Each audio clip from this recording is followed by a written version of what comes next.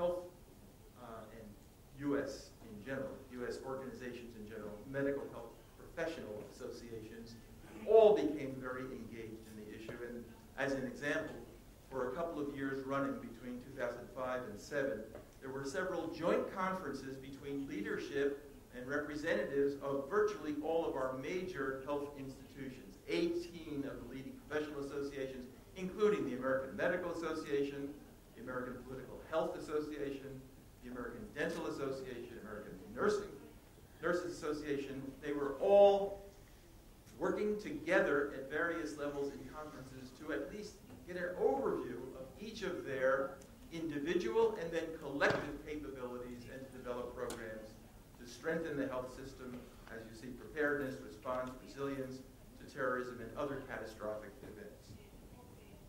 The resulting program that they issued as a result of their work together called for more collaboration and methods of doing collaboration and coordinating and planning, communication and information exchange, education training, health system surge capacity, legislation and regulation. So whether or not all of these have turned out to be effective, it did raise the level of consciousness and effort to forestall another event and to respond to an event if it occurred with the best means that they could together jointly.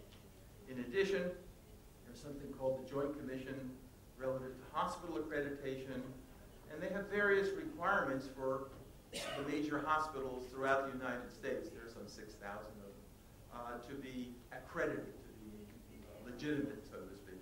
This is not part of the U.S. government, but it's part of a volunteer association of hospitals.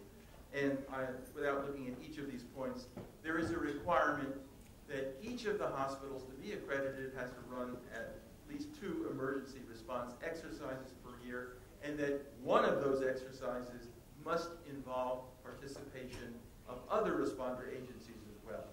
So this is the last audience in the world in Israel that I have to talk about in terms of necessity of these exercises. You do them as a matter of course and routine and requirement here. I'm aware of that throughout the country. Not only hospital exercises, but joint with other responder groups. In the U.S., it's not as frequent and it's more of a novelty. Now we're going to talk about bioterrorism as a particular challenge. And I'll just go through this and read this because I think it's important for us to remind ourselves of who we are in the medical community. For most forms of terrorism, medical responders are part of a consortium that includes police, fire, and other personnel, responder personnel. In the case of a biological attack, the biomedical community plays an especially prominent role, and frankly, often the leading role. Because the doctor becomes the lead counterterrorist in many potential scenarios for a biological attack. The first to identify an unusual pattern of illness. That would probably be Professor Lauer's responsibility here. Through surveillance, through reports in from various locations throughout the country, if a range of sort of odd symptoms seem to be surfacing, you put it together and you raise questions. A diagnosed illness caused by a select bioagent. It was in the United States, and we'll talk a little bit more about this in a moment, a lone internal medicine specialist who happened to have a sub-interest in microbiology who made the first prospective diagnosis that somebody had suffered an inhalation anthrax infection. And it turned out that he was correct. And the next step was to look for the causes, and it wasn't too long before it was recognized that this was part of a deliberate campaign. And of course, the medical community, physician in particular, would be the one to provide treatment, and finally, to administer preventive and prophylactic measures to a larger community of people who might be vulnerable or exposed. So is there anybody who doesn't know what this is? Well, before the anthrax, this is cutaneous anthrax. Before 9/11, I've done grand rounds with this and shown this picture, and everybody knows, almost everybody I should say. But my wager would be that before 9/11, a small minority of people might have guessed that this was anthrax. Now, many more people in the medical world would be familiar. So the uniqueness of a biological weapon, it can make an environment more hazardous over time, because after all, microorganisms can, in the right environment, reproduce.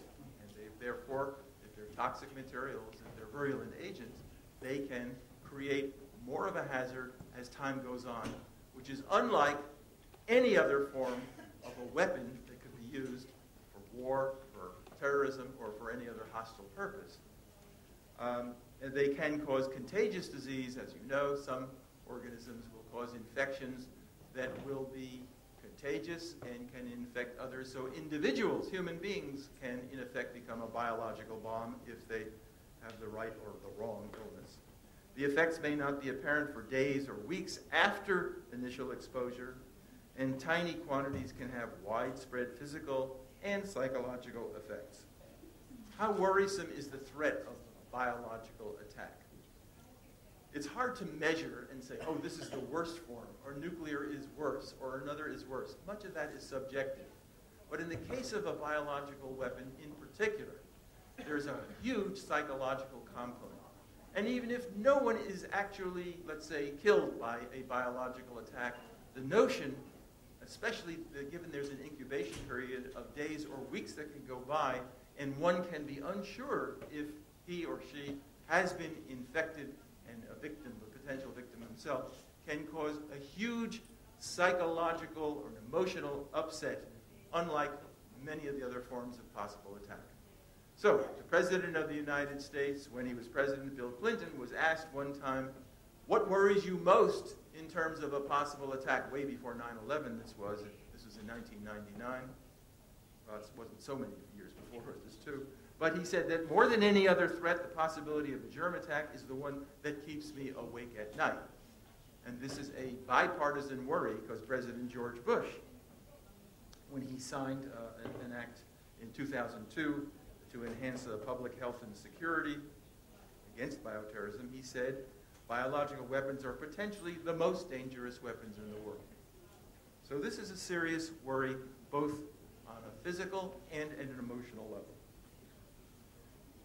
In 2008, at the end of 2008, a bipartisan commission called the Commission on the Prevention of WMD, Weapons of Mass Destruction, Proliferation, and Terrorism, had completed a 6-month intensive period of inquiry and getting testimony from hundreds of witnesses. And they concluded, after looking at all the possible dangers from the full variety of weapons of mass destruction, chemical, biological, radiological, nuclear, that, quote, it is more likely than not that a weapon of mass destruction will be used in a terrorist attack somewhere in the world by the end of 2013. They had projected out 5 years from that time. We're halfway through that measured period. The Commission further believes that terrorists are more likely to be able to obtain and use a biological weapon than a nuclear weapon. They didn't even consider chemicals as part of the high-level risk. As recently as June of this year, just 3 months ago, the chairman of the United States House Intelligence Committee said that materials that had been obtained after the killing of Osama bin Laden reaffirmed the intention of al-Qaeda to find, to develop, to utilize a weapon of mass destruction. As recently as 3 weeks ago, 4 weeks ago,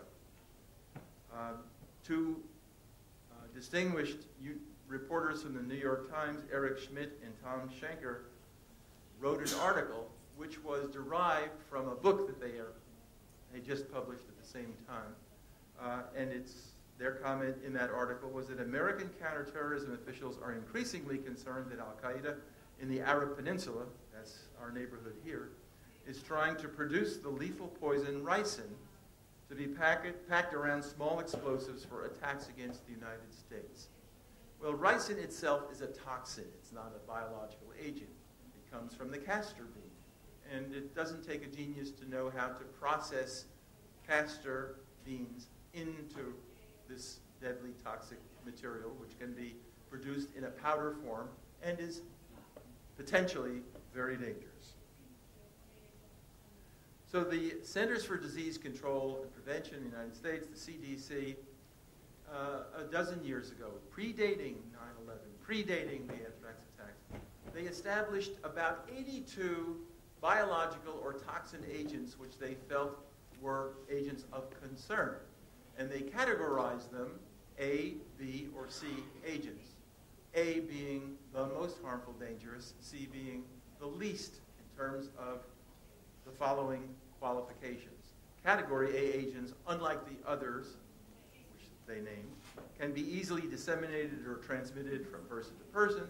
They can result in high mortality rates and have the potential for major public health impact. They can cause public panic and social disruption, and they require special action for public health preparedness. And the agents that they listed as fitting into those criteria: anthrax, botulism, plague, smallpox, tularemia, and finally a series of what are called the viral hemorrhagic fevers. Now we're going to talk about one of those agents, anthrax, by way of a case study. Grunard Island. Anybody here? Raise your hand if you've heard of Grunard Island.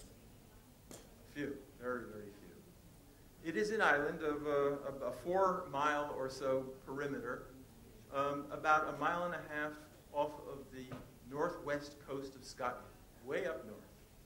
And during World War II, in 1943 and 1944, British scientists, with the help of several American scientists, conducted a series of biological weapons experiments. And after having all of the smaller farms and farmers, individuals, removed from the island for the length of World War II, they took livestock, goats and cows, and they tethered them, tied them to certain poles, and they exploded anthrax grenades nearby. And the explosion of one of these little grenades or bomblets would allow the release of a whole bunch of anthrax spores, anthrax bacteria. And they found that within 24, at most 48 hours, virtually every animal that was exposed by way of inhalation of these organisms died.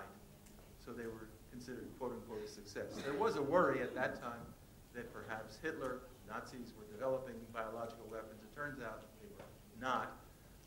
They were doing some other, we all know, horrible things, but they were not developing biological weapons. And there was, in 1944, a decision to end these experiments, clean up the island, and let the people who had lived on this little island go back and live there if they wished to. So they set fire to the entire island. The foliage was burned down, and it took a week and a half for the fire to die down itself. And 6 months later, scientists went back to measure the spore count of anthrax, and they found that it was just the same